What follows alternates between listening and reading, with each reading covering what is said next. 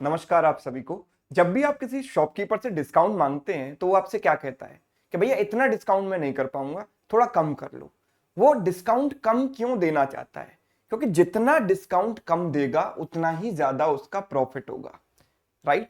अब आप कहोगे सर ये क्या बात आप बता रहे हो, तो हमें पता ही है। तो भाई ऐसी वैसी बात आपको नहीं बता रहे हैं, ऐसी बात बता रहे हैं जिससे आप बड़े से बड़े सवाल सॉल्व कर सकते हो चुटकियों में। ठीक है, जरा कॉन्सेप्ट समझो फिर सवालों पर आएंगे। देखो, डिस्काउंट में जितना इंक्रीज होता है प्रॉफिट में उतना ही डिक्रीज होता है। यह बात आपको पता होनी चाहिए। इंक्रीज इन डिस्काउंट बराबर डिक्रीज इन प्रॉफिट, है ना? अगर आप डिस्काउंट 10 रुपए बढ़ा रहे हो तो प्रॉफिट में 10 रुपए की कमी आ जाएगी, राइट? डिस्काउंट अगर आप कम कर रहे हो, अगर आप डिस्काउंट कम कर रहे हो, 10 रुपए कम कर दिया तो प्रॉफिट आपका 10 रुपए बढ़ जाएगा, है ना? क्योंकि सारी चीजें डिपेंड कर रही हैं सेलिंग प्राइस पर। अगर आप डिस्काउंट बढ़ा रहे हो यानी सेलिंग प्राइस कम कर रहे हो, आप सस्ते में बेच रहे हो, और सेलिंग प्राइस आपने कम कर दिया ना, तो प्रॉफिट भी आपका उतना ही कम हो जाएगा। प्रॉफिट होता है एसपी माइनस सीपी। एसपी आप कम कर दोगे तो प्रॉफिट भी उतना ही कम हो जाएगा, सिंपल सी बात है। और same is true for loss. Loss के लिए क्या होगा कि आप डिस्काउंट ज्यादा दोगे तो अगर आपको लॉस हो रहा होगा तो डिस्काउंट बढ़ाने पर वो लॉस और ज्यादा बढ़ जाएगा, है ना? डिस्काउंट बढ़ाने पर ज्यादा हो जाएगा लॉस। और अगर आप डिस्काउंट कम दोगे, आपने डिस्काउंट दिया कम, तो आपका लॉस भले ही हो रहा है लेकिन लॉस थोड़ा सा कम हो जाएगा क्योंकि आपने डिस्काउंट कम कर दिया। डिस्काउंट कम कर दिया दैट मींस आपने सेलिंग प्राइस बढ़ा दिया। सेलिंग प्राइस बढ़ा दिया तो लॉस होता है सीपी माइनस एसपी। एसपी आप बढ़ाओगे तो लॉस आपका कम हो जाएगा, है ना? तो ये छोटी सी पॉइंट आपको जो है याद रखने। और देखो सवालों को सोल्व करने में कैसे आपकी मदद करेंगे। देखो, पहला सवाल है, an article was sold at 8100 after 12.5% profit. By how much amount the discount should be decreased so that the profit is increased by 50% of its initial value?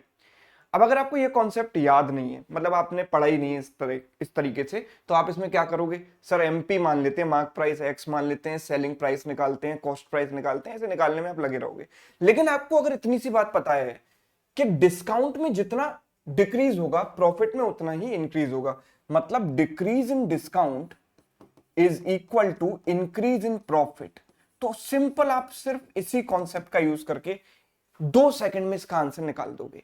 तो हमें पता है कि प्रॉफिट 12.5% है, मतलब 12.5% का मतलब क्या होता है? 1/8 का प्रॉफिट है ना? 1/8 का प्रॉफिट है, मतलब सीपी 8 रुपए है तो एसपी 9 रुपए होगा। ये हमें दिया गया 9 रुपए 8100। 9 यूनिट की वैल्यू 8100 है तो प्रॉफिट कितना है? 1 यूनिट। तो 1 यूनिट की वैल्यू कितनी हो जाएगी? इसको 9 से भाग कर दो, 900 रुपए। मतलब पहले प्रॉफिट आपका 900 रुपए था और आपने उसको 50% बढ़ा दिया, तो 900 का 50% कितना होता है? 450 रुपए। यानी कि प्रॉफिट में जो इंक्रीज हुआ है वो 450 का हुआ है, उतना ही डिक्रीज डिस्काउंट में होगा, तो 450 हमारा आंसर हो गया। यस और नो? एकदम बेसिक क्वेश्चन था एक। सेकंड क्वेश्चन देखो, when discount is increased by 20% of the mark price, profit is decreased bye 25% of the cost price. So find original markup percent. तो देखो, हम सेम कॉन्सेप्ट का यूज करेंगे। डिस्काउंट में जितने का इंक्रीज हम करेंगे उतने का डिक्रीज प्रॉफिट में होगा in terms of absolute value. ठीक है, तो डिस्काउंट में हम कितने का इंक्रीज कर रहे हैं? 20%, यानी 1/5 ऑफ मार्क प्राइस। तो जो डिस्काउंट में इंक्रीज हुआ है दैट इज मार्क प्राइस का 1/5। प्रॉफिट में डिक्रीज कितना हुआ है? 1/4। 25% मीन 1/4 ऑफ कॉस्ट प्राइस, मतलब प्रॉफिट में जो भी डिक्रीज हुआ है वो कॉस्ट प्राइस के 1/4 के बराबर है। And both things will be equal, दोनों चीजें बराबर होंगी आपस में। तो यहां से मुझे सीपीएमपी का रेशियो मिल गया। क्या? सीपी और एमपी का रेशियो मिल गया 4/5। यानी मैंने 4 रुपए की चीज को 5 रुपए पर मार्क किया है, मतलब 1/4 का मार्कअप है, और 1/4 मार्कअप है मतलब 25% का मार्कअप है। यही मेरा आंसर है। यस, चलिए और देखिए, when discount is decreased by x%, loss is decreased by 2x%. Yes, if markup is 75%, what is the original loss percent? तो ये देखो, सवाल खतरनाक सवाल है, लेकिन इस खतरनाक सवाल को जल्दी कैसे करें, कैसे हम इसमें अपने कॉन्सेप्ट का यूज करें, वो देखते हैं। Discount is decreased bye x%, मतलब देखो डिस्काउंट में जितने का डिक्रीज आएगा, अभी मैंने लॉस और डिस्काउंट का रिलेशन बताया था आपको, डिस्काउंट में जितने का डिक्रीज होगा लॉस भी उतने से ही डिक्रीज हो जाएगा, है ना? डिक्रीज इन डिस्काउंट बराबर डिक्रीज इन लॉस। डिस्काउंट में कितने का डिक्रीज हो रहा है? x% का, है ना? तो x% ऑफ डिस्काउंट, x% किसका? इसकी इनिशियल वैल्यू का, है ना, x% of discount, and that is equal to loss में कितने का डिक्रीज हुआ है, 2x% का, तो 2x% ऑफ ओरिजिनल लॉस, है ना, ओरिजिनल पर 2x% का डिक्रीज हुआ ना, तो 0 से ये 100 से 100 कट गया, x से x कट गया, तो हम यहां से कह सकते हैं कि डिस्काउंट अपॉन लॉस की वैल्यू कितनी आ जाएगी हमारे पास, डिस्काउंट अपॉन लॉस आ जाएगा 2/1, राइट। दूसरी चीज हमको यहां पर दी गई है वो ये कि markup is 75%, which means 3/4, 3/4। Markup मतलब सीपी और एमपी के बीच का रिलेशन, यानी एमपी अपॉन सीपी कितना आएगा, अगर मैंने सीपी को 4 रुपए माना तो वो 3 रुपए ज्यादा होगा, मतलब 7 रुपए होगा, बिकॉज इसका मतलब 3/4 होता है ना, मतलब 4 रुपए की चीज को 3 रुपए ऊपर मार्क किया, मतलब 4 की चीज को 7 पर मार्क किया, तो यहां से तो मेरे पास दो रिलेशन है अभी यहां पर। अब देखो इसके आगे कैसे चलना है, discount is nothing but discount is mark price minus selling price, and loss is nothing but cost price minus selling price. This ratio is 2:1, ratio he ratio में निपटा देंगे इस पूरे सवाल को। देखो कैसे, आप ध्यान से समझो, अगर मैं इस फ्रैक्शन को देखूं और इस फ्रैक्शन को देखूं तो न्यूमरेटर और डिनोमिनेटर का जो डिफरेंस है वो क्या है यहां पर, एमपी माइनस सीपी, यस। और यहां पर न्यूमरेटर और डिनोमिनेटर का डिफरेंस भी एमपी माइनस सीपी है, क्यों, क्योंकि एसपी से एसपी तो कट जाएगा, जब हम डिफरेंस लेंगे तो माइनस एसपी से माइनस एसपी कट जाएगा, तो यहां पर लेफ्ट हैंड साइड में न्यूमरेटर डिनोमिनेटर का जो डिफरेंस है दोनों में इक्वल है, and that is MP minus CP. तो राइट हैंड साइड में भी तो डिफरेंस को इक्वल बनाएंगे, तो यहां पर डिफरेंस आपको कितना दिखाई दे रहा है, 3, और यहां पर डिफरेंस 2 - 1 कितना दिखाई दे रहा है, 1।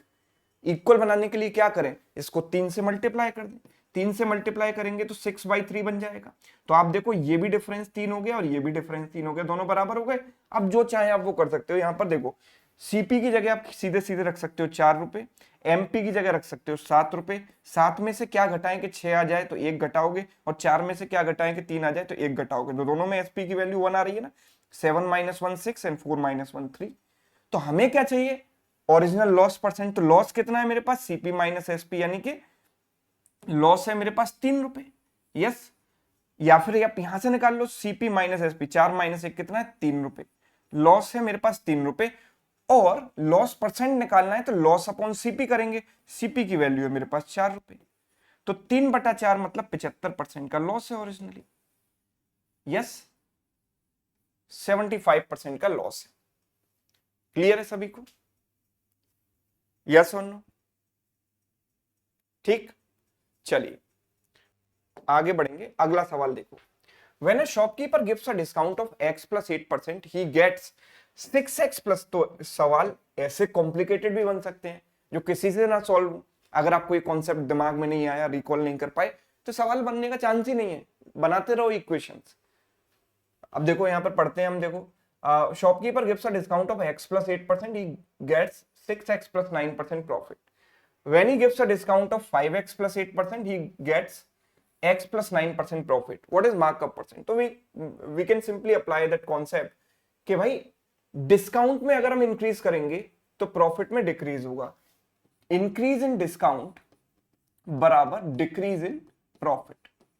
Now how much is the increase in discount, बताइए डिस्काउंट में कितने का इंक्रीज है। तो पहले डिस्काउंट था x plus 8% का, और अब डिस्काउंट है 5x plus 8% का, तो कैन आई से कि यहां पर 4x का चेंज है, बिकॉज जब आप इसमें से इसको घटाओगे तो 8 से 8 कट जाएगा, 5x - x आएगा 4x%, 4x% ऑफ व्हाट, तो डिस्काउंट परसेंटेज हमेशा निकाला जाता है मार्क प्राइस पर, सो जो डिस्काउंट में चेंज आएगा वो 4x% आएगा, और 4x% किसका, मार्क प्राइस का, because discount percent is always calculated on mark price.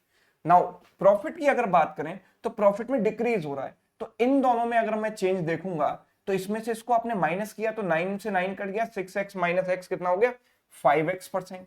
अब 5x% किसका, प्रॉफिट परसेंट हमेशा निकाला जाता है सीपी पर, तो सीपी का, दोनों चीजें रख दी मैंने बराबर, यस। तो हुआ क्या, x/100 से x/100 कट गया, MP/CP कितना आ गया यहां पर, 5/4।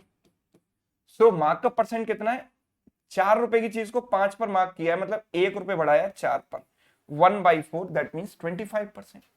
यस, देखो कितनी आसानी से सॉल्व हो गया अगर आपको कॉन्सेप्ट पता है तो, राइट।